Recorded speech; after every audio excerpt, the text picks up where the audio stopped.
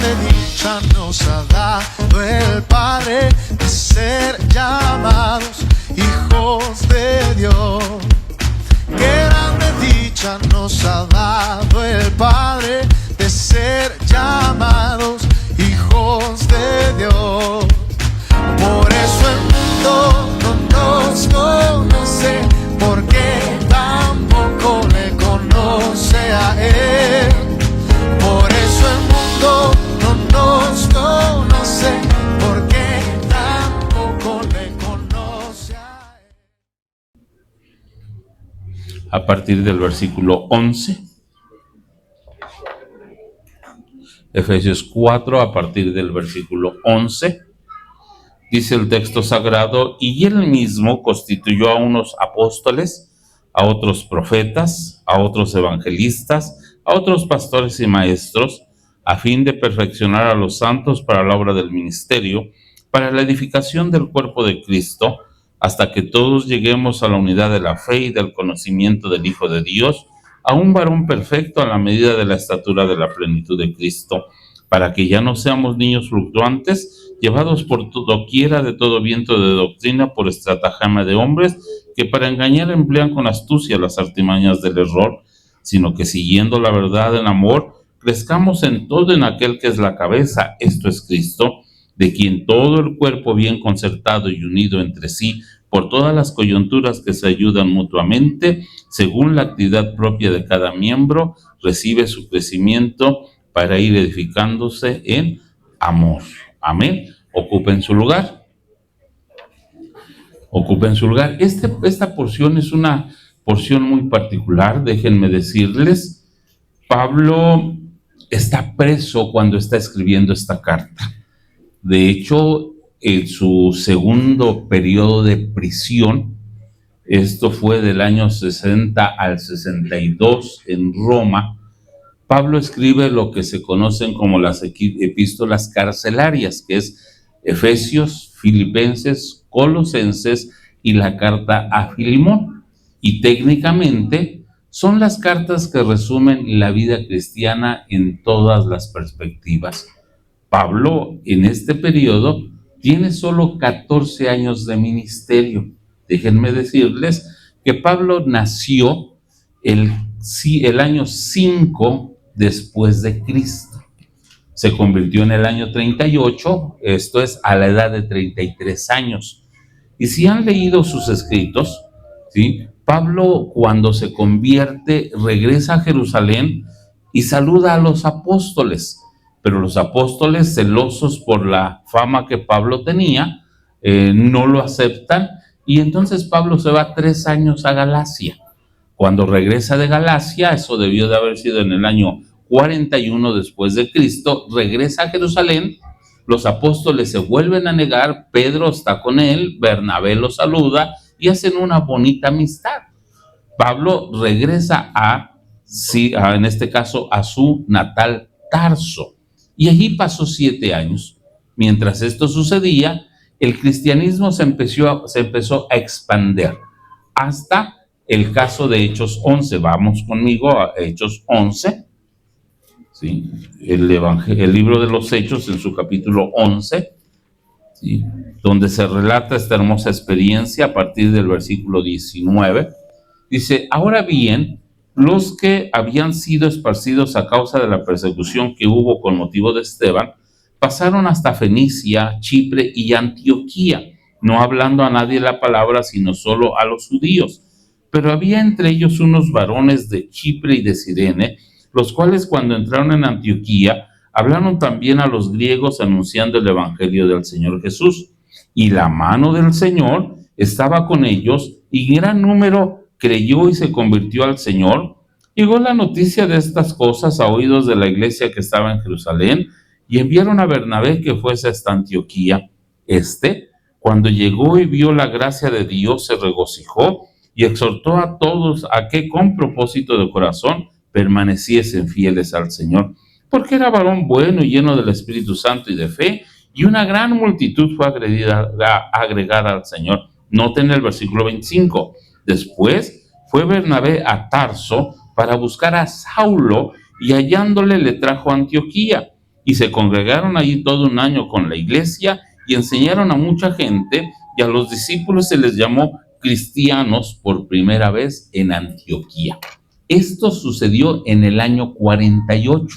Pablo ya tenía 10 años de haberse convertido, pero no lo habían dejado trabajar, ¿sí? ¿Por qué? Porque le tenían miedo. Dios debió de haber revelado a Bernabé la importancia del apóstol Pablo, y va por él, todavía le llama Saulo, y durante un año Pablo está en Antioquía. Durante ese año se convierte, entre otros, Lucas, que es prominente y que escribe, por supuesto, su Evangelio y el libro de los Hechos, y en el año 49 Pablo empieza sus viajes misioneros. Hace su primero, su segundo, su tercer viaje hasta el año 56. Durante propiamente 7 años Pablo pasa viajando, y en el año 57 al 60 Pablo se estaciona en Éfeso. Pablo estuvo pastoreando en la ciudad de Éfeso por 3 años. Vayan conmigo a Hechos 20. Hechos 20 es una hermosa porción.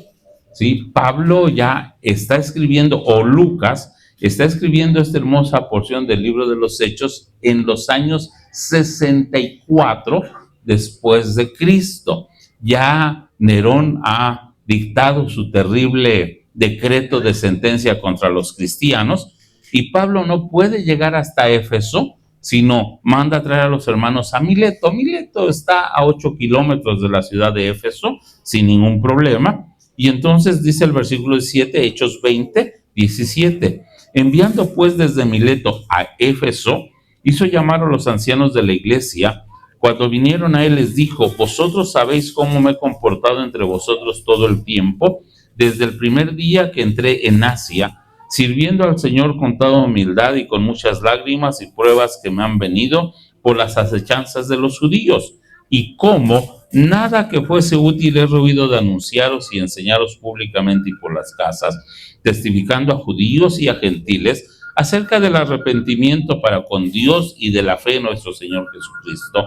Ahora, he aquí, ligado yo en espíritu voy a Jerusalén sin saber lo que allá me ha de acontecer, salvo que el Espíritu Santo por todas las ciudades me da testimonio diciendo que me esperan prisiones y tribulaciones. Pero de ninguna cosa hago caso, ni estimo preciosa mi vida para mí mismo, con tal que acabe mi carrera con gozo y el ministerio que recibí del Señor Jesús, para dar testimonio del Evangelio de la gracia de Dios. Y ahora, he aquí, yo sé que ninguno de todos vosotros entre quienes he pasado predicando el reino de Dios verá más mi rostro. Por tanto, yo os protesto en el día de hoy que estoy limpio de la sangre de todos, porque no he oído el anunciaros todo el consejo de Dios. Por tanto, mirad por vosotros y por todo el rebaño que el Espíritu Santo os ha puesto por obispos para apacentar la iglesia del Señor, la cual él ganó por su propia sangre. Aunque yo sé que después de mi partida entrarán en medio de vosotros lobos rapaces que no perdonarán al rebaño, y de vosotros mismos se levantarán hombres que hablen cosas perversas para arrastrar tras sí a los discípulos. Por tanto, velad acordándoos, noten el texto, que por 3 años, de noche y de día, no he cesado de amonestar con lágrimas a cada uno. El pasaje es hermoso. Terminan de rodillas en la playa, llorando y orando, porque Pablo ya no va a regresar. Es el año 60 después de Cristo. Posterior a esta experiencia, Pablo es tomado preso y dura 2 años en esta prisión, una prisión en Roma, que él relata no fue tan difícil porque su prisión era domiciliaria. Estaba en una casa y solamente un soldado lo cuidaba. Ahí es donde termina el relato del libro de los Hechos, y Pablo podía predicar el Evangelio. Cuando en el año 66 Pablo vuelve a caer preso, ahora ya no está, ¿sí?, en una casa, sino dice la segunda carta a Timoteo, capítulo 2, que es la última carta del apóstol Pablo, en el versículo 9, que ahora estaba preso a manera de malhechor, con un cepo. y ya no le permitían entrar a nadie porque ya se había dado la sentencia de muerte. Entonces, para cuando Pablo le está escribiendo a los hermanos en Éfeso, que fue la iglesia a la que más amaba por haber pasado 3 años allí, Pablo les da indicaciones muy particulares, porque al final Pablo sabía la importancia que tenía esta época.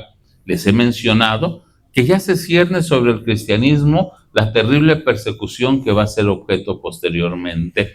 Y Pablo está preparando a los hermanos, les reitero, de Éfeso, de Filipos y de Colosas para enfrentar las circunstancias difíciles que pudieran venir. Y en ese sentido, Pablo habla de la importancia de la iglesia, y es cuando se establece que la iglesia es un cuerpo.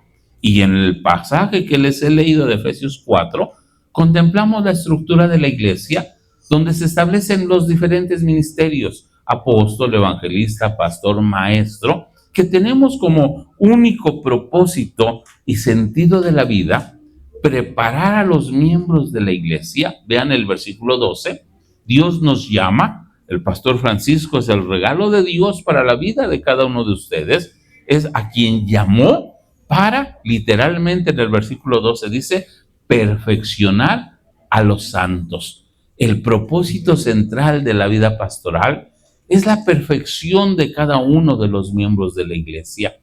Perfección que se hace a través del llamado de Dios por medio del amor que Dios les da a los pastores. Es importante la relación que se establece entre el pastor y la oveja, donde la oveja tiene que brindar toda su confianza, lo que el Señor Jesús llegó a decir en Juan 10, mis ovejas oyen mi voz y yo las conozco y me siguen. Cuando digo que la oveja tiene que brindar toda su confianza, es porque al final, hermanos, ¿sí?, la relación que debe de existir es tan importante por el cuidado del pastor sobre las ovejas.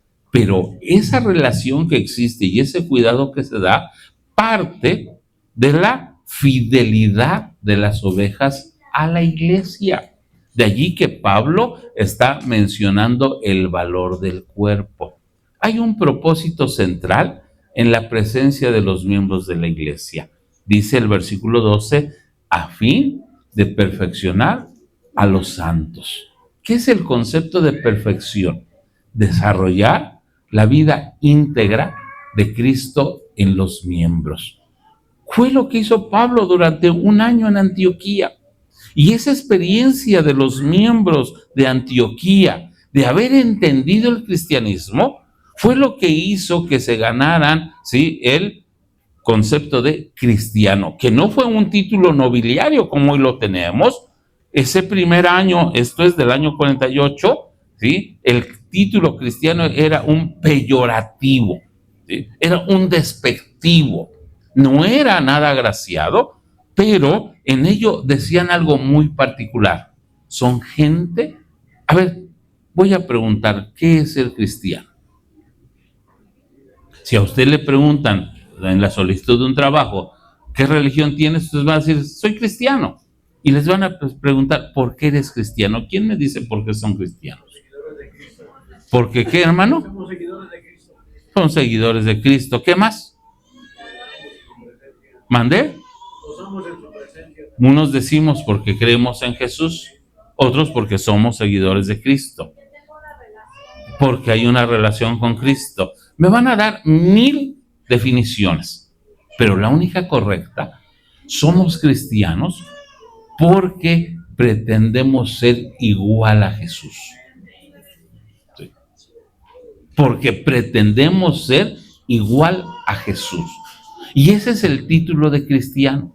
Uno que quiere ser como su maestro. Y es allí exactamente donde está la perfección cristiana. Cuando el miembro de la iglesia, que hay 4 tipos de miembros. Número 1, los simpatizantes, que son los que vienen a la iglesia y nunca se convierten y nunca se bautizan. ¿Sí? y no sé cuántos puede haber aquí, pero son miembros que tienen años y años y no se bautizan. Vienen a la iglesia, pero no han tenido un encuentro personal con el Señor Jesús. Una vez que los miembros se bautizan, se denominan creyentes. ¿Sí? Vienen a la iglesia, ya son bautizados, tienen compromisos, hay responsabilidades, ya diezman, ya ofrendan, pero no dan un siguiente paso. Son los llamados cristianos domingueros que nada más vienen en Semana Santa, en Navidad y los domingos. Pero los demás cultos no vienen. Hay un tercer nivel de miembros que es al que se le denomina discípulos. Son los que sirven, que le dicen al pastor, yo aquí estoy, y son los que se quedan a lavar los trastes cuando termina el aniversario y hacen todo porque son parte del cuerpo de Cristo. Es el tercer grupo. Y el cuarto grupo ya son los consagrados, los que nunca faltan, los que están dispuestos a todo. Personal, o sea, específicamente son los que se esfuerzan por ser como Jesús, los que marcan la diferencia, ¿sí? Y son los que entienden su responsabilidad como cristianos. No son los que viven una doble vida, que aquí aparentan ser cristianos, pero fuera de aquí son igual que los paganos. Ese es un problema grave. Y es el problema que Pablo enfrenta cuando les está hablando a los hermanos desde esta perspectiva o de estas características. Entonces la perfección va ligada en el versículo de acuerdo a la santidad, a fin de perfeccionar. ¿A quiénes? A los santos. Son tres cosas, ¿sí? Perfección, santidad y ¿qué más? Y servicio.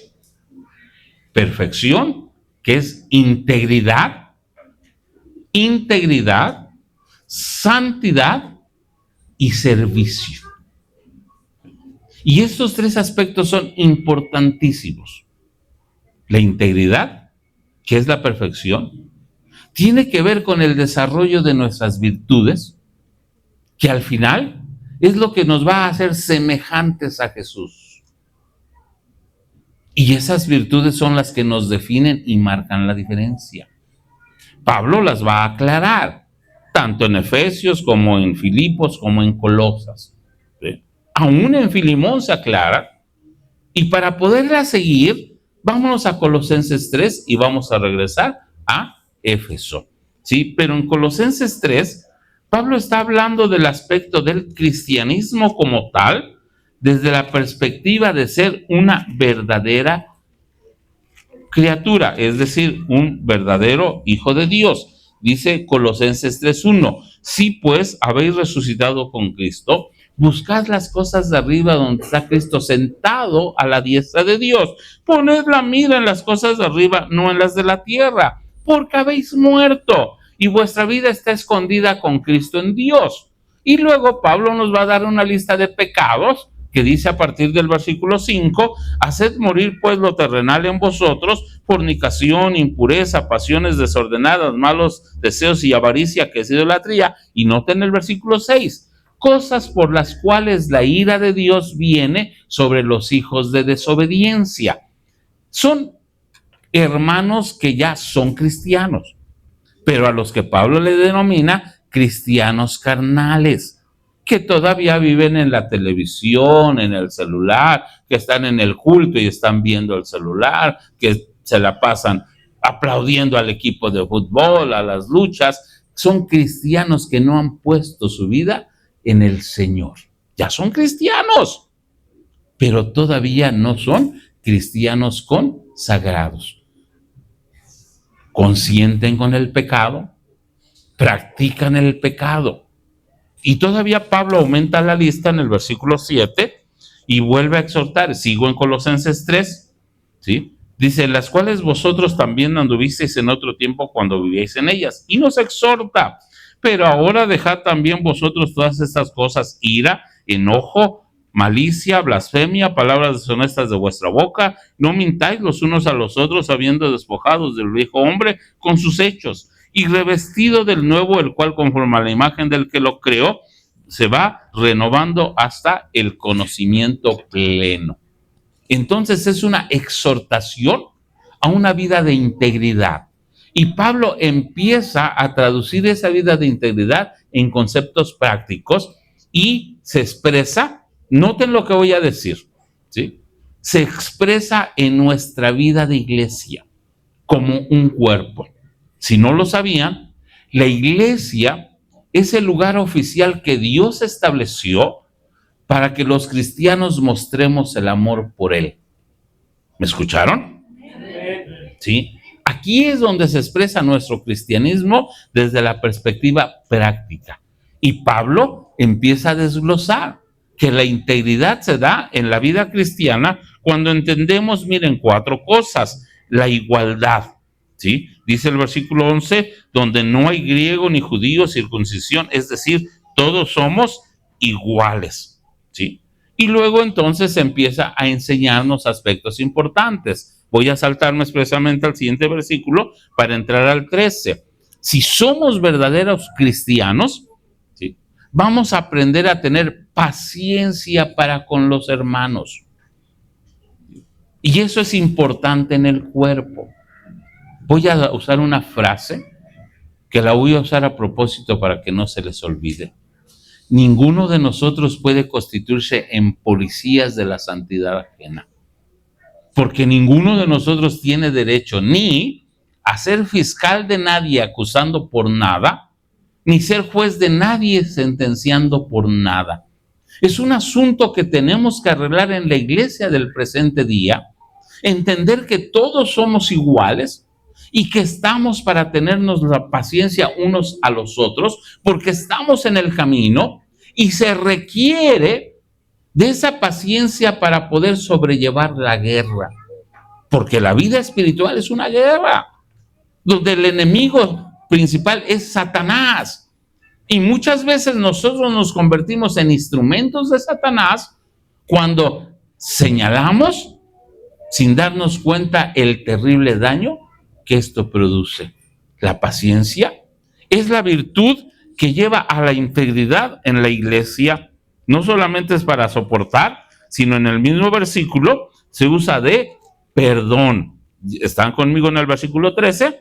Colosenses 3:13, soportando unos a otros y perdonando a unos a otros, si alguno tuviere queja contra otro, de la manera que Cristo os perdonó, así también hacedlo vosotros. Paciencia, perdón. Y vean el versículo 14, y sobre todas estas cosas vestidos de amor, que es el vínculo perfecto. Entonces, igualdad, paciencia, perdón y amor. Y cuando como cristianos entendemos esta relación dentro de la iglesia, entonces podemos vivir en paz en la misma congregación. Y es un requisito importantísimo la unidad de la iglesia. Si regresamos a Efesios 4, no lo hagan ahorita, lo van a hacer en casa, ¿sí? Dice, a fin de perfeccionar a los santos para la obra del ministerio. Y luego Pablo establece hasta que todos lleguemos a la unidad de la fe, a la estatura del varón perfecto, a la plenitud de Cristo. Cuando logramos el concepto de igualdad, de paciencia, de perdón y de amor, entonces el Espíritu Santo puede expresarse en la iglesia. Y si ustedes carecen de esas experiencias, donde la iglesia como cuerpo de Cristo es objeto de la presencia del Espíritu Santo para obrar milagros, es porque no hemos logrado la unidad perfecta. Yo no los conozco. ¿Sí? Si veo a cualquiera de ustedes en la calle, probablemente no los pueda saludar, y no es porque no sea grosero, sino porque sencillamente no los identifico.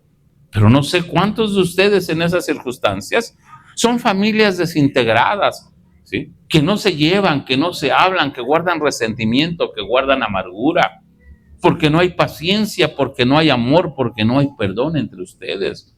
Y no se da cuenta la iglesia de nuestros días el terrible daño que esto implica y que se denomina falta de comunión. Somos un cuerpo y estamos para ayudarnos. ¿Sí? Si regresamos a Efesios 4, dice, de quien todo el cuerpo, versículo 19, bien concertado y unido entre sí por las coyunturas que se ayudan mutuamente, según la actividad propia de cada miembro, recibe su crecimiento para ir edificándose en amor. El problema de la ausencia del Espíritu Santo en nuestras vidas por falta de igualdad, de amor, de paciencia y de perdón, es que el 92% de los miembros de la iglesia no saben ni para qué viene a la iglesia. Muchos creen que el cristianismo es una excursión por las bancas del templo los domingos y es todo lo que hacen. Cuando fuimos llamados para proclamar al Señor a través de ser instrumentos de bendición en las manos del Espíritu Santo. Porque todos nosotros tenemos dones del Espíritu Santo, pero el no vivir en la unidad del cuerpo nos hace ni siquiera saber qué dones tenemos. Y entonces nuestra vida es muy rutinaria y no logramos ver lo sobrenatural de la gracia del Señor. La unidad se expresa de acuerdo a Colosenses 3, sigan conmigo allá, dijimos en el versículo 13, y la paz de Dios gobierna en vuestros corazones, esto es la paz de la comunión en la iglesia, dice, a la que asimismo fuisteis llamados en un solo cuerpo y sed agradecidos. Pablo le expresa a los hermanos de Colosas que el secreto está en el conocimiento de la Biblia. La palabra de Cristo mora en abundancia en vosotros, enseñando y exhortando unos a otros en toda sabiduría, cantando con gracia en vuestros corazones al Señor, con salmos e himnos y cánticos espirituales. O sea, no es juzgar, no es criticar, es vivir en comunión unos con otros a través del amor, del perdón, de la paciencia, de la enseñanza, de la comunión en la alabanza, salmos e himnos y cantos espirituales. Y Pablo exhorta al crecimiento. ¿Sí? Y si no crecemos como cristianos en la iglesia, no podemos crecer en la vida personal. Y entonces Pablo divide al ser humano en las diferentes esferas y pone en primer lugar a las hermanas. ¿Sí? Dice el versículo 18, casadas, estad sujetas a vuestros maridos como conviene en el Señor. Si de veras somos cristianos, vamos a ser diferentes en la casa. Totalmente. ¿Sí? Si tú vienes a la iglesia y eres esposa, entonces la exigencia del cristianismo es que seas diferente. ¿Sí? Y que entiendas la importancia de respetar a tu esposo y de serle fiel a tu esposo. Pablo usa la palabra como conviene en el Señor. Sí. Una situación que hoy las hermanas entienden. Nuestra vida es totalmente diferente a partir de los años 60, cuando se da la liberación femenina y las mujeres buscan la igualdad ante el hombre, tienen derecho a estudiar, a trabajar y a gobernar, pero se olvidan que Dios las puso para, ¿sí?, formar el carácter de los hijos. Y les reitero, no les conozco. ¿Sí? Pero el propósito central de la maternidad es formar la vida de los hijos. ¿Sí? Y una madre que no tiene una consagración de esta plena, entonces va a fracasar en ese sentido. Y lo más doloroso en esa vida es que las madres sufran porque sus hijos no son cristianos. Y es fácil que la madre le eche la culpa a los amigos, a los maestros, a la novia, pero la responsabilidad de la vida de los hijos es de ustedes, amadas hermanas. Sí. Y el valor que Pablo da es porque sabe que para formar una familia y lograr, estoy en la palabra integridad, ¿sí?, se requiere en el hogar la autoridad del padre y la ternura de la madre. Son dos elementos que van a conformar el carácter de nuestros hijos. Nuestros hijos nacen con temperamento, que es lo que heredan de los padres, pero papá y mamá tienen que esforzarse para formar el carácter de los hijos y no saben la importancia tan grande que tiene el papel que la mamá juega en el rol de la formación del carácter de los hijos. Se usa la palabra sujeción, que hemos malinterpretado y que en la cultura mexicana ha desvalorizado a la esposa, donde muchos varones no le dan ningún valor a la esposa, solamente la tienen como un mueble, como un objeto, como un trapeador, solo para satisfacer sus bajos deseos, y no es la compañera de vida. Cuando la esposa trata de opinar, la sabiduría del esposo le dice: tú cállate, tú qué sabes. Y eso mantiene a las esposas en una condición de un valor muy ínfimo. Por eso se enferman. ¿Sí? Por eso se enferman, se llama psicosomatismo. ¿Sí? Por eso no encuentran el sentido. Y muchas veces en la iglesia los líderes decimos: las hermanas son más espirituales que los hermanos. No, no es cierto. ¿Sí?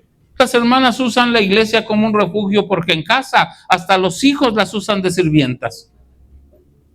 ¿Sí? Y se vienen a refugiar acá en la iglesia, pero no es porque verdaderamente tengan un profundo amor al Señor, porque eso de otra manera se vería en su relación con su esposo. Y eso se reflejaría en la vida de los hijos. ¿De qué estoy hablando? Las casadas estén sujetas a sus esposos como conviene en el Señor. Pedro va a interpretar lo que Pablo escribe, y si van conmigo a la primera carta de Pedro, al capítulo 3, todo lo que Pablo escribe, Pedro lo va a interpretar en sus dos cartas, pero cuando escribe sobre este concepto de la sujeción, Pedro explica lo que es el concepto de la sujeción sin llegar a la particularidad de que la mujer no vale nada. ¿Sí? No. ¿Sí? La mujer y el hombre tenemos el mismo valor. Vayan a Génesis 1:27. En el versículo 26 de Génesis 1 dice: dijo Dios, hagamos al hombre a nuestra imagen y semejanza. Y en el 27 dice: y crió Dios al hombre, varón y hembra los crió. El hombre y la mujer tenemos la semejanza de Dios y somos complementarios uno con el otro. El término padre implica de la autoridad de Dios sobre la vida de los hijos, y el término madre, ¿sí?, es la misericordia de Dios, viene de la raíz matriz, que es de donde viene madre, y nos habla del amor que perdona en Dios. Está la autoridad de Dios en el hogar y está el amor de Dios en el hogar, y son los elementos que conforman el carácter de los hijos. Y cuando una mujer no se sabe sujetar al esposo, no sabe honrarlo, los que sufren son los hijos. Y los hijos que son rebeldes o berrinchudos desde pequeños y que fracasan a la edad adulta, son el resultado de un matrimonio que no supo sobrellevar su vida. Son el resultado de un hogar donde mamá criticaba, juzgaba, señalaba, hablaba mal de papá. Y los hijos se dieron cuenta de eso y tradujeron que la mamá entonces no tenía una fe genuina y no creen en el Señor. Pedro les dijo, lo interpreta, y descansa solamente en dos cosas. Dice el versículo 2, considerando vuestra conducta casta y respetuosa. Vuestro atavío no es el externo de peinados ostentosos. Una mujer que sabe respetar a su esposo lo expresa en su propia forma de vestir. Una mujer casada se viste para honrar a su esposo con toda pulcritud. Una mujer casada que no se sabe vestir para honrar a su esposo, ¿sí?, es el centro de la mirada lujuriosa de los hombres. Por el escote, por el vestido pegado, por la falda corta. Y en esa actitud deshonra a su esposo. Pero la esposa, el apóstol Pedro también dice, el interno, el del corazón, en un espíritu afable que es de grande estima delante de Dios. No solamente es la forma en que lo expresa honrando al esposo, sino la forma en que vive en casa. No es una persona furibunda que grita, patalea. No. ¿Sí? Por eso el proverbista dice, la mujer sabia edifica su casa, mas la necia con sus manos la derriba. ¿Sí? A lo largo de los años, la única satisfacción que una mujer puede tener no es por el carro que el marido maneja o por la casa que le construye, sino por la vida de los hijos, por lo que los hijos han logrado. ¿Sí?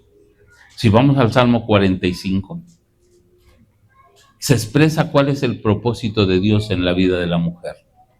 Salmo 45. Y allí también se habla de la honra. Dice el Salmo 45, 10. ¿Ya están allá? Sí. Entonces, el Salmo 45 es el Salmo del matrimonio, habla de la relación entre el esposo y la esposa, establece los principios de ambos, y en el versículo 10 dice: oye, hija, y mira, e inclina tu oído, y vean esto, olvida tu pueblo y la casa de tu padre, y deseará el rey tu hermosura. ¿Sí? Cuando una mujer da el sí, debe saber que se está comprometiendo a dejar a papá y a mamá para consagrarse en cuerpo y alma a la vida de su esposo y posteriormente a la vida de sus hijos. Y lo que hace hermosa a una mujer es la consagración en su casa. El mismo Salmo nos dice, y búsquenlo conmigo por favor, en el versículo 13, toda gloriosa es la hija del rey. ¿En dónde? En su morada. ¿Sí? Una mujer expresa su cristianismo en su casa. ¿Sí? Una casa sucia, maloliente, donde no hay hábitos. ¿Sí? No es una casa de Dios, aunque vengan a la iglesia. Porque allí implica la pulcritud. ¿Sí? El cristianismo, hermana, se expresa en la relación con el esposo, se expresa en la manifestación de la casa. Allí se expresa que genuinamente somos cristianos. Toda gloriosa la hija del rey en su morada. Ahora, vean el 16 del mismo Salmo. ¿Sí? La relación con el esposo: olvida tu pueblo y la casa de tu padre, y será el rey tu hermosura. La relación en la casa: toda gloriosa es la hija del rey en su morada. Y ahora, la relación con los hijos, versículo 16.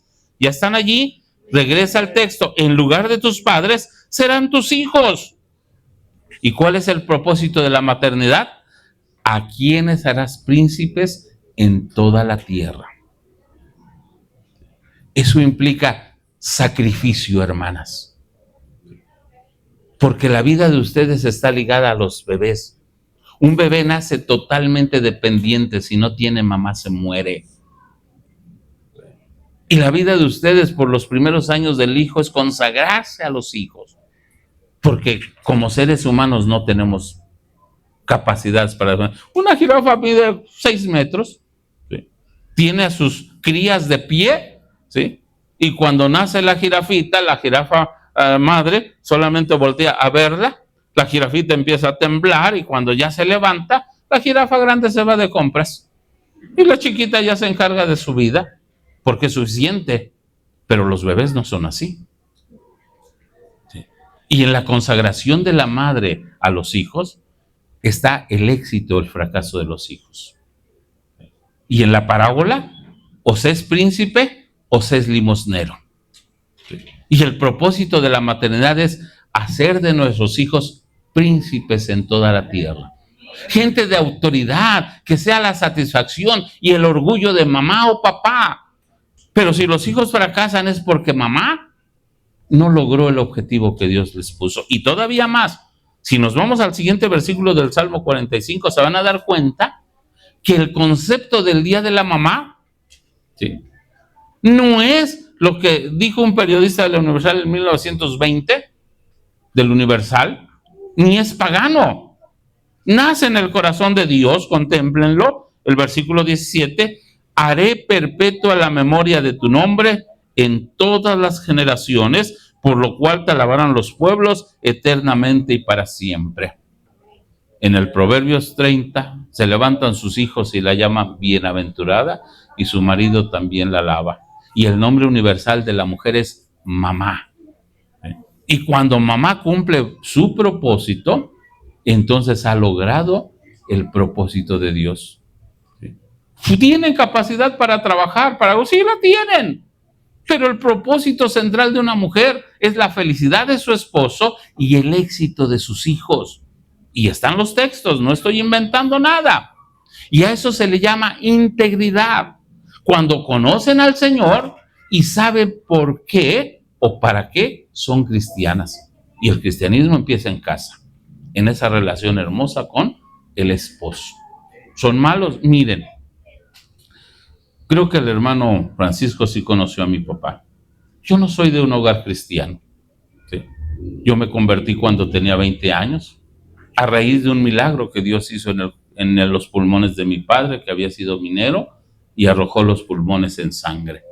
Dios lo sanó y por los 30 años que vivió después de ello, le sirvió al Señor, fue muy diferente. Pero mis primeros 20 años los viví en un hogar inestable, con un padre borracho, golpeador, que en la última golpiza mandó a mi mamá por 3 años al hospital. Por supuesto, cuando fui adolescente, ¿sí?, llegué a odiar a mi padre de tal manera que quise matarlo, porque fui testigo de los golpes contra mamá. ¿Sí? Lo que marcó la diferencia es que mamá, sin saber lo que era el cristianismo, era una mujer diferente. La vez que me vio tomar un palo, me dijo: ¿qué vas a hacer? Mamá, es que no te duele. Su frase fue: es tu padre y tienes que respetarlo, tienes que honrarlo. ¿Sí? Y en mi tiempo las madres nos decían: los hijos no tienen derecho a juzgar a los padres. Y nos enseñaron a respetar a papá y a mamá por encima de todas las cosas, a no juzgarlos. ¿Sí? Porque era la forma en que mamá honra a papá. Enseñarle a los hijos la obediencia y la honra a papá, y al final es principio bíblico: honra a tu padre y a tu madre.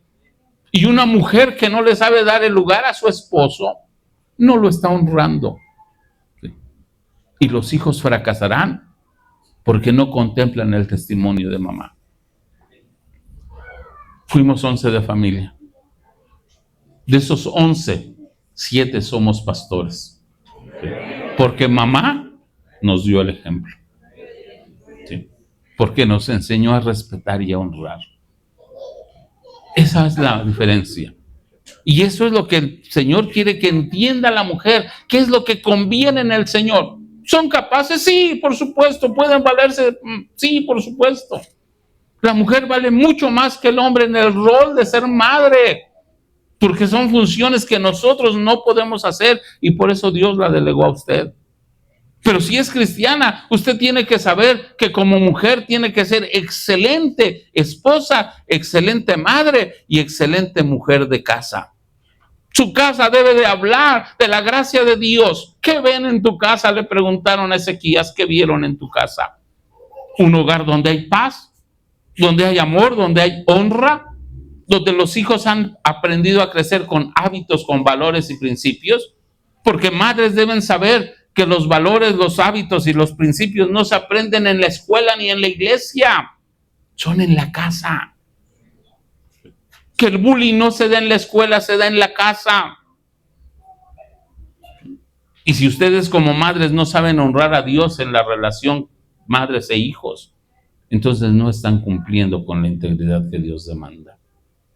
Al esposo no le pones menos el tamaño. Sí, y regresen entonces a Colosenses 3, donde en la integridad habla de: maridos, amad a vuestras mujeres, ¿sí? Y es contundente. Están ya en Colosenses 3, el siguiente versículo. Entonces dice de esta manera, versículo 19: maridos, amad a vuestras mujeres y no seáis ásperos con ellas. El amor de una mujer hacia el esposo se traduce en honra, en respeto. Pero el amor de un hombre se traduce en ternura. No seáis ásperos con ellas. Delicadeza. Pero esa delicadeza implica cuando menos 4 cosas importantes. Regresen a Efesios 4. A Efesios 5. Efesios 5, donde está hablando a partir del versículo 22, en el 21 dice Efesios: sujetados los unos a los otros en el temor del Señor. Y luego empieza el mismo pasaje que leímos en Colosenses, está en el versículo 5, dice: las casadas están sujetas a sus propios maridos como al Señor. Y luego viene: porque el marido es cabeza de la mujer, así como Cristo es cabeza de la iglesia, la cual es su cuerpo y él es su Salvador. Y entonces aquí se traducen 2 cosas importantes que el marido debe entender. ¿Sí? El marido es líder del hogar. Por eso dice el texto, es cabeza de la mujer, así como Cristo es cabeza de la iglesia. Y el hombre tiene que aprender a tomar el liderazgo en su casa. La responsabilidad y las decisiones del hogar son del esposo. Hoy estamos viviendo una circunstancia social que se denomina crisis de la masculinidad, donde los hombres no somos responsables, donde incluso se tipifica como un delito el hecho de que los padres son irresponsables. El 53% de los hogares de nuestra nación es de madres solteras porque los esposos las han abandonado. Y cuando las han abandonado, las dejan hasta sin gasto. Se denomina pensión alimenticia. ¿Sí? Y es un delito, es violencia vicaria. Y hoy se está dando de una manera muy fuerte porque el hombre se ha vuelto irresponsable. Hoy no se quiere casar porque no quiere compromiso. Y sorpréndase, un 70% de los miembros que vienen a la iglesia no saben dar su gasto. Tienen a la esposa vendiendo tamales, sabón, cooler y un montón de cosas porque no saben ser responsables. No piensan en la seguridad de su casa. Es líder. Le dejamos todo a la mamá y cuando el niño reprueba es la culpa de la mamá que no lo cuidó. Cuando el niño o la niña se embarazan es culpa de la mamá que no los vigiló. No, hermanos, somos nosotros los responsables ante Dios por la vida de nuestros hijos. Es el esposo, es el padre. Y es algo que tenemos que darle cuentas al Señor por nuestra integridad como padres. No nada más es engendrarlos, es crearlos y lograr el propósito de Dios en ellos. El salmista David le dice a su hijo Salomón en el Salmo 127, herencia de Jehová son los hijos, cosa de estima, el fruto del vientre. Como saetas en manos del valiente, así son los hijos sabidos en la juventud. Bienaventurado el hombre que llenó su aljaba de ellos, no será avergonzado cuando hablare con los enemigos en la puerta. ¿Saben, hermanos, qué hermoso se siente cuando la familia nos visita o los amigos nos visitan? ¿Y cuántos hijos tienes? 3. La mayor es ingeniera y es pastora. La mediana es chef y está en Estados Unidos sirviéndole al Señor. Pero qué vergüenza cuando nuestros hijos son cargadores de la Merced porque no les dimos estudio. Sí. Que son empleados de segunda porque nunca les enseñamos a lograr el éxito. O que son adictos. O que van con su tercer matrimonio. O que tienen un alto grado porque se da el caso incluso entre líderes cristianos.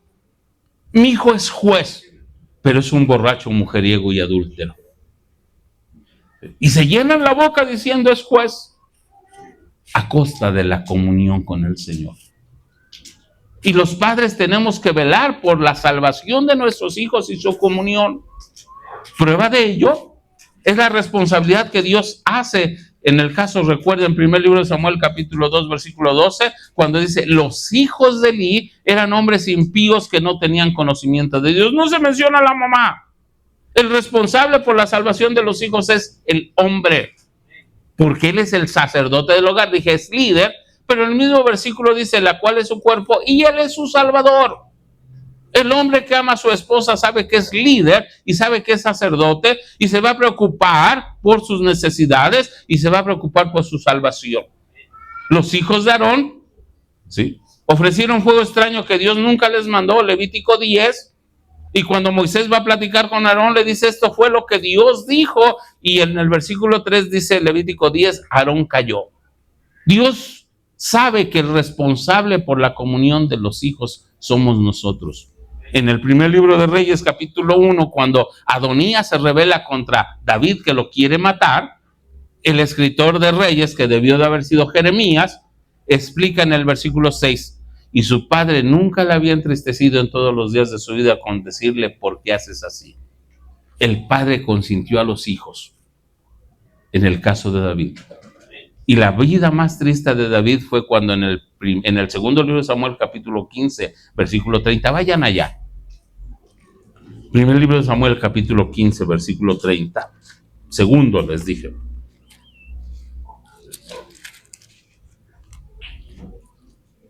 ¿Conocen la historia? Se relata a partir del capítulo 13. Segundo el libro de Samuel, capítulo 15. El relato del capítulo 13 es cuando Amnón, uno de los hijos de David, viola a su hermana Tamar. Sí. Absalón va y le dice a David, y David no hace nada. Pasaron 2 años y Absalón terminó matando a Amnón. Y entonces Absalón se va a refugiar a la casa de los abuelos. Pasan 2 años y los enemigos se burlan de David porque su hijo está fuera de casa y su asesor le dice tráelo y lo lleva a vivir a una casa a 3 calles del palacio. Pero David nunca se cruzó con él. Era el hijo primogénito. Y Absalón como hijo se cansó y en la edad adulta se rebela contra el padre. En el capítulo 15 del segundo libro de Samuel se nos enseña que Absalón se hace de hombres de caballo, entra al palacio, mancilla a las concubinas del padre, y vean lo que dice el versículo 30. ¿Sí? Y David subió la cuesta de los olivos y la subió llorando, llevando la cabeza cubierta y los pies descalzos. También todo el pueblo que tenía consigo cubrió cada uno su cabeza e iban llorando mientras subían. Los hijos se rebelaron contra el padre porque el padre no ejerció su liderazgo, no ejerció su autoridad. ¿Me escucharon, verdad? El hombre es líder, y si es cristiano, el hombre sabe que es responsable por la vida de sus hijos. El mismo Salmo 45, ¿sí?, habla de flechas que dan en el corazón. Pero cuando el padre no ejerce su liderazgo ni su sacerdocio, ¿sí?, porque el marido es cabeza de la mujer líder, así como Cristo es cabeza de la iglesia, la cual es su cuerpo y él es su salvador, el marido que ama a su esposa es líder y es sacerdote. Es el que va a orar, el que va a leer la Biblia, el que va a decirle a su esposa, apaga la tele, vamos a orar. El que antes de dormir va a juntar a sus hijos en el altar familiar y van a orar juntos y le van a decir, Señor, ayúdame. Es el padre que va a ser íntegro. Porque ahora déjenme decirles, algunos de ustedes serán muy fieles como cristianos, muy agradecidos con el Señor, cada uno de como propuso en su corazón, no con tristeza ni por necesidad. Son muy íntegros con su diezmo, traen sus diezmos al alfolí, pero no ven la bendición de Dios. Dicen, ¿por qué? ¿Les doy el secreto? ¿Sí? Primera de Pedro 3:7. Porque la bendición de Dios sobre la vida del hombre depende de cómo trata a su esposa. Así también vosotros, maridos, vivid con ella sabiamente, dando honor a la mujer como vaso más frágil, como a coherederas de la gracia, para que vuestras oraciones no tengan estorbo. Puedes ser muy fiel en tu diezmo y en tus ofrendas, pero si no sabes amar a tu esposa y tratarla con cariño y respeto, Dios no te bendice. Si regresamos al Salmo 45:2, en la relación del esposo y la esposa, en el versículo 2 dice, eres el más hermoso de los hijos de los hombres. La esposa que ama a su esposo, dije, lo honra y lo respeta. Y eso se traduce en admiración. Cuando llega la mamá y en vez de decirle, mi esposo es un flojo sucio que ni los calcetines se lava, dice, mi esposo es el más hermoso de todos en la tierra. Es al que la suegra ama por hacer feliz a la hija. Es el más hermoso de los hijos de los hombres. Es al que le dicen las vecinas a la esposa, qué buen esposo te tocó. Las cuñadas, ay hermana, te sacaste la lotería con ese esposo. Y todo, vean por qué en el mismo versículo 2, eres el más hermoso de los hijos de los hombres, la gracia se derramó en tus labios. Si un esposo es cristiano, la forma en que va a tratar a su esposa es con la presencia del Espíritu Santo, así que no le va a decir gorda, no le va a decir chaparra, no le va a decir prieta, porque son ofensas que agreden emocionalmente a la mujer. Se llama también ¿sí? Agresividad, pero le llaman, ¿sí? Violencia emocional. No solamente hay violencia física, también la violencia emocional es un delito. Y cuando tú le dices con ternura a tu esposa, ay, osito, la estás degradando, ¿sí? Y el Espíritu Santo no le habla hacia la iglesia. Es la princesa, es la novia, es el amor, es el cariño. Y cuando nosotros aprendemos a tratar a nuestra esposa con ese cariño, con esa ternura, entonces en el versículo 2 dice, por tanto, Dios te ha bendecido para siempre. ¿Se dan cuenta? ¿Sí? La bendición de Dios no solamente está con la integridad en la iglesia, sino con nuestra actitud en la casa. Si tú aquí en la iglesia vienes y predicas bonito, pero eres un patán con tu esposa, Dios no te va a bendecir. Por muy íntegro que seas. Porque Dios está viendo cómo te conduces con tu esposa, porque allí es donde das testimonio de ser cristiano. Son 14 años. Ya no son adolescentes. Ya debe de haber un estilo de vida bien definido. Si nos vamos rápido hasta el 29 de Efesios 5,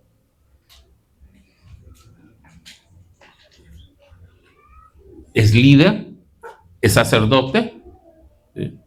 Porque nadie aborreció jamás a su propia carne, si dice así. Antes bien, la cuida y la sustenta como Cristo a su iglesia. El esposo cristiano es protector, la cuida. ¿Me escucharon? El esposo cristiano es protector, la cuida, no la ofende, no la agrede, la cuida. Está al pendiente de sus necesidades, está al pendiente de sus circunstancias. Si vamos a 1 de Pedro 3:7, nos exige que vivamos con ella sabiamente. Si no sabían, el hombre y la mujer son totalmente distintos. El hombre solo sufre 3 cambios hormonales a lo largo de los años: la pubertad, ¿sí?, la edad adulta y la senectud. Y la mujer sufre 600 cambios en su vida. En un mes llega a tener hasta 18 o 32 cambios. Y los patanes, cuando la vemos deprimida, ¡ay, ya estás en tus días! ¡Es grosería!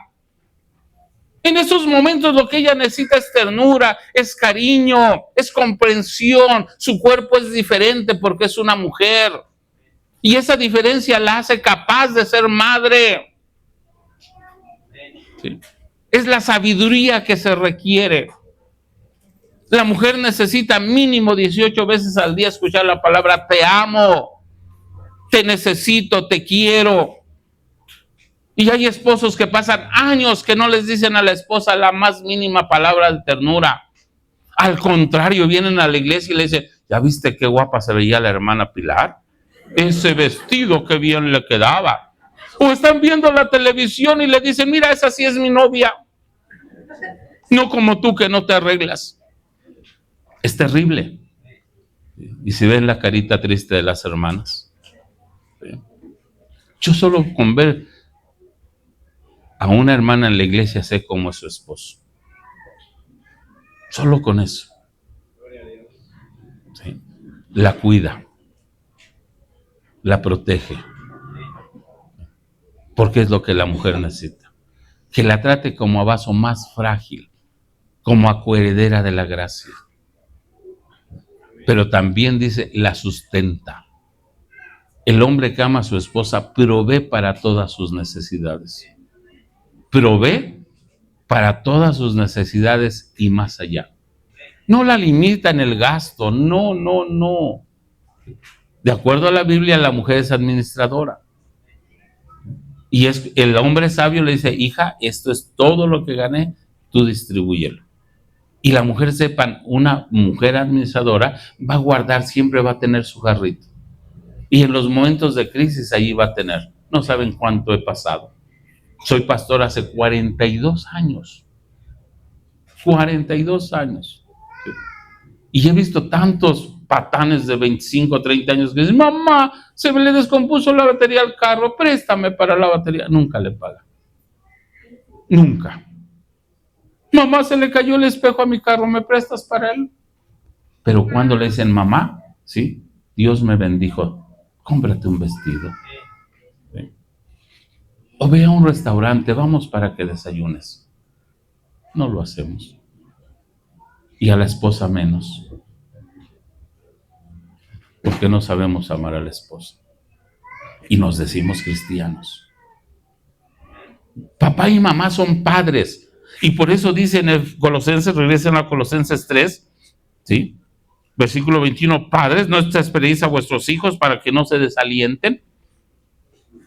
De la forma en que nos comportamos entre mamá y papá, viene el aliento de los hijos. Si aman a sus hijos, amen a su esposa, amen a su esposo, y sus hijos crecerán sanos. Y sabrán que existe Dios, y amarán a Dios por encima de todas las cosas, y ustedes nunca se preocuparán por nada. Dice, después de que ha dicho esto, en el versículo 20 dice, hijos, obedeced a vuestros padres en todo, porque esto agrada al Señor. Si papá y mamá saben amarse entre ellos y aman a los hijos van a crecer agradecidos con el Señor. Y van a ser niños diferentes. Papá y mamá van a ser llamados a la escuela para recibir premios, no quejas. El niño de un matrimonio estable es el primer lugar en la escuela, es la escolta, es el mejor. Donde papá y mamá se la pasan discutiendo, el niño es el peor, es un delincuente que se roba los lápices, las plumas, que le hace tanta maldad a los hijos. Llega el niño con el lápiz nuevo, me lo encontré, me lo regalaron, vaya y pregunta a la escuela si se lo regalaron, va a decir que se lo robó. Y eso lo va a preparar para que en el futuro sea delincuente, porque no les interesan a los hijos, a las madres. Estamos en la calidad de cristianos, en calidad de esposos, en calidad de padres, en calidad de hijos. Pero el cristianismo no solamente se refleja en estas esferas de la vida. Ahora Pablo nos saca de la iglesia y de la casa y nos lleva al trabajo, ¿sí? Y nos habla en el versículo 22, siervos, obedeced, ¿sí? En todo a vuestros amos terrenales, no sirviendo al ojo como los que quieren agradar a los hombres, sino con corazón sincero, temiendo a Dios. Un cristiano es un buen trabajador, excelente, ¿sí? Llega temprano, es el primero en llegar y es el último al irse, porque no trabaja por un sueldo. Trabaja por un propósito de agradar a Dios y eso lo hace diferente en su trabajo. Es un cristiano honrado, que todo el tiempo va a estar en el cuadro de honor como el socio del mes, y que cuando le diga al patrón voy a renunciar, al patrón diga, no, no te vayas, te doy el doble, pero no me dejes. Te verás. El cristiano flojo no es cristiano. El cristiano ladrón no es cristiano, aunque venga a la iglesia. ¿Sí? Porque allí está hablando a Cristo. Miren, vayan a Génesis 39. Génesis 39. Un esclavo. Pedro va, en este mismo caso, va a decir criados, que es el concepto de ser empleado, ser siervo, ¿sí? Ser esclavo. Son las mismas palabras, criado, siervo, empleado, es el mismo término. Y en el versículo 39, en Génesis 39, en el versículo 3, y vio su amo que Jehová estaba con él, y que todo lo que él hacía, Jehová lo hacía prosperar en su mano. Donde se para un cristiano a trabajar, bendice el trabajo. Y entonces el patrón entiende por quién llega la bendición y no lo deja renunciar. Pero el cristiano flojo, el patrón sin creer en Dios dice, ay Señor, llévatelo. ¿Sí? Sí. Porque ¿dónde está el cristianismo? Estoy hablando de integridad. ¿Sí? Y si nos toca ser patrones, en el Colosenses 4, vayan allá 1, amos. ¿Sí? también nos toca como patrones. Haced lo que es justo y recto con vuestros siervos, sabiendo que también vosotros tenéis un amo en los cielos. Lo que es justo y recto. Salario correcto, no de hambre. Abundancia. ¿Sí? Disponibilidad. Un patrón cristiano no es un neguerero, porque tiene la bendición de Dios. Entonces tenemos que ser buenos cristianos. Miren, y Pedro abunda en conceptos de, ¿sí?, ser buenos cristianos, no solamente en la iglesia, en la casa, en el trabajo, sino aún, hermanos, en el mundo. Estén conmigo en la primera de Pedro 2. Sí. Versículo 13. Por causa del Señor, someteos a toda institución humana, ya sea al rey como a superior. ¿Sí? Sométase toda persona a la autoridad superior, dice Pablo en Romanos 13. ¿Qué implica? Que un buen cristiano no va a manejar sin licencia. No va a pasar su carro la verificación con el famoso brinco. No va a poner diablitos en el medidor de la luz. ¿Sí? Es integridad. Integridad. No se va a pasar los semáforos. Se soltó la moda, y el hermano Francisco lo sabe, de rotular los carros con Cristo te ama. El pastor Josué me dijo: pastor, no quiero rotularlo, yo le pago el rótulo. No, pastor, gracias, no es por falta de dinero. ¿Sí? Es por testimonio. El chofer me dijo un día: pastor, rotule el carro. Le dije: está bien. Íbamos en Puebla y empezó a pelearse con otro chofer y a cerrarse y todo. Y Josué, por eso no lo rotulo. ¿Qué testimonio estamos dando? Porque para manejar se necesita dar testimonio. ¿Sí? Lo para el de tránsito, y soy testigo de un buen líder que lo para el de tránsito y se pelea. Y lo primero: soy pastor. Pues por vergüenza, yo me callo que soy pastor. ¿Sí? Porque como pastor debo ser íntegro. No porque soy pastor me voy a pasar las leyes, al contrario, estoy para cumplir las leyes. ¿Sí? Honrar al rey, y se honra en la obediencia.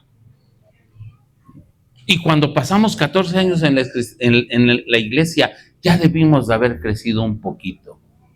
Ya debimos de haber sido diferentes. Ya la gente tiene que ver a Jesús en nuestra vida y a decir: mira, Él es cristiano. Se esfuerza por ser como Jesús. No es pendenciero, no es peleonero. Ama a los hermanos en la iglesia, ama a su esposa en la casa, cuida a sus hijos. Es diferente en el trabajo. Ser cristiano no es nada más venir a la iglesia. Es mostrar que genuinamente Jesús está con nosotros. De otra manera nos engañamos. Y cuando Dios ve a la iglesia del presente día, es muy fuerte. Vayan a Apocalipsis 3:14. Muy fuerte. Hablando de la iglesia de la Odisea, el Señor es muy contundente y nos habla a la iglesia del presente día, diciéndonos en la condición en la espiritual en la que estamos. Versículo 15, Apocalipsis 3:15, hablando de la iglesia de la Odisea: yo conozco tus obras, que ni eres frío ni caliente. Ojalá fueses frío o caliente, pero dice: por cuanto eres tibio, yo te vomitaré de mi boca. Pero por cuanto eres tibio y no frío ni caliente, te vomitaré de mi boca. Lo que más ofende al Señor es tratar de engañarlo. Venir a la iglesia a aparentar lo que no somos. Poner una cara de creer en el Señor y afuera negarlo, o aquí mismo pellizcar a la esposa, o maltratar a los hijos. Eso se llama tibieza. Y quienes no vivimos un cristianismo genuino, la sentencia es terrible: te vomitaré de mi boca. La iglesia fue puesta en el mundo para crecer, para esforzarnos a ser como Cristo. para que cada día seamos mejores, para establecer como propósito que cada día voy a ser mejor. Si me falta llegar a la excelencia de ser un esposo, para que mi esposa me ame y me espere con cariño cuando sabe que voy a llegar, no con miedo, porque muchas esposas esperan con miedo al esposo, con la ternura. Recientemente tuvimos una visita y mi esposa apenas me lo confió. Llegué yo, ¿sí? Y mi esposa estaba emocionada viendo el reloj. Ya va a llegar, ya va a llegar. Tenemos 40 años de casados, ¿sí? Y la visita le dijo: Rebe, ¿a poco todavía te emocionas cuando viene Pedro?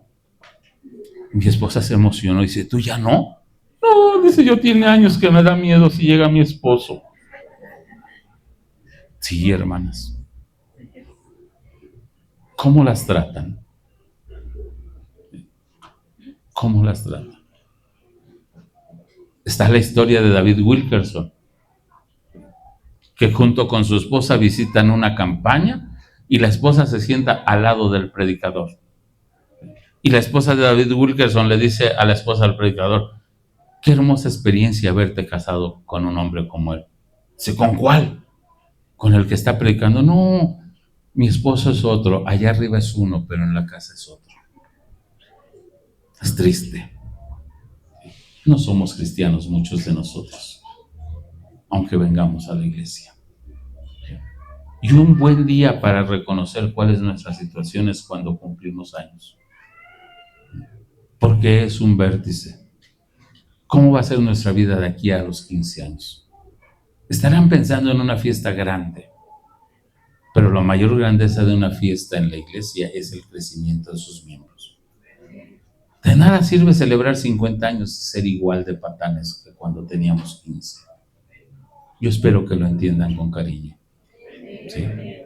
En la integridad está la santidad y en la santidad está el servicio.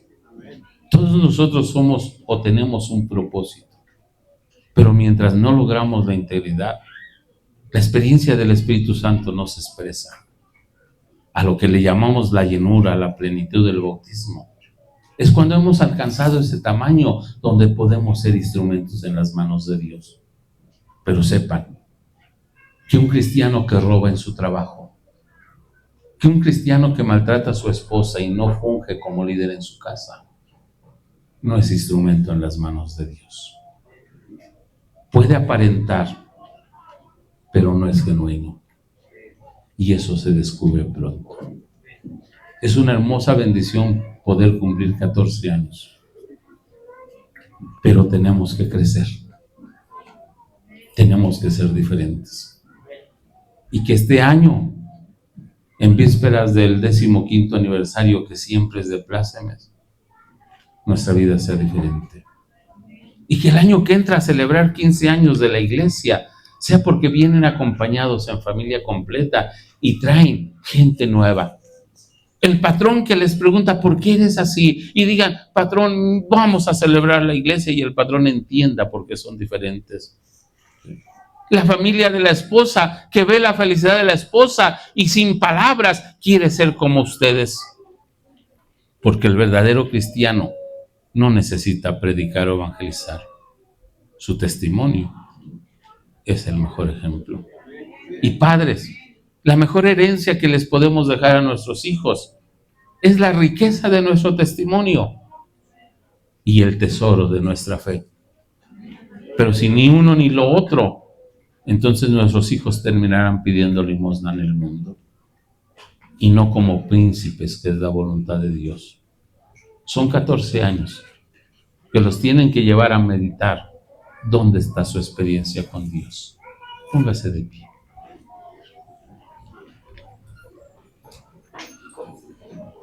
Y doble su rostro, y usted conoce su vida. Vuelvo a reiterarles, no tengo el gusto. Miren, no convivo ni con el pastor. Sí. Pero eso me da autoridad para decirles que tenemos necesidad de Dios. ¿O alguno de ustedes no necesita de Dios? Levante la mano. Y si tenemos necesidad de Dios, Nuestra fe implica confiar en Él. Y Él está aquí. Y es tan fácil que usted le diga: Señor, reconozco cuál es mi situación y te pido que me ayudes a sobrepasar esta circunstancia. Nadie los puede señalar porque no somos fiscales, pero su propio corazón les da testimonio de la necesidad que tienen. No esperen que su esposa se los diga cuando ya decidió dejarlos. Es momento de decirle: Señor, reconozco la necesidad que tengo y te pido que me ayudes. Y no voy a hacer llamamiento al altar para no crearles un problema de orgullo, pero allí en el lugar donde están, Dios los va a escuchar. Y si eres esposa y no has sabido honrar a tu esposo, si son padres y no han sabido llevar adelante a sus hijos, es el momento de decirles: Señor, ayúdanos, porque queremos ser diferentes. Padre Santo, esta hermosa tarde en la que la iglesia celebra este aniversario y agradece tu presencia en medio de ella, me uno a su gratitud. Y te doy gracias, Señor, porque indudablemente no ha sido fácil. Fui testigo de los principios del hermano Francisco. ¿Cuánto tiempo batallamos aún para que pudiera tener su propia independencia? Pero tú lo has bendecido, Señor, y lo has coronado con una hermosa congregación, Señor. Pero que no solamente sea hermosa por la cantidad, pero que también por la calidad, Señor. Que seamos excelentes cristianos donde hay igualdad, amor, perdón, paciencia, donde la adoración es el centro de nuestra comunión. Que seamos familias de excelencia y aún trabajadores de excelencia. Que seamos, Padre, cristianos de excelencia en cualquier parte donde nos movamos y que la iglesia se dé a conocer por la diferencia de sus miembros. Que la gente de la comunidad que les rodea, vecinos, familiares de los propios miembros, quieran ser como ellos porque notan la diferencia, porque ven tu presencia. Esta tarde, tú escuchas la oración de quien genuinamente está entregando ese murmullo en tu presencia. Tú sabes la sinceridad de nuestros corazones y te agradas de ella. Solo te pido, Señor, haznos entender esta necesidad y poner por obra, Señor, el saber que tú estás para bendecir nuestras vidas. Ayúdanos, mi buen Dios, en el nombre de Jesús. Amén. Pastor, felicidades, que Dios me los bendiga y muchos, muchos años más, pero mucho crecimiento en el Señor.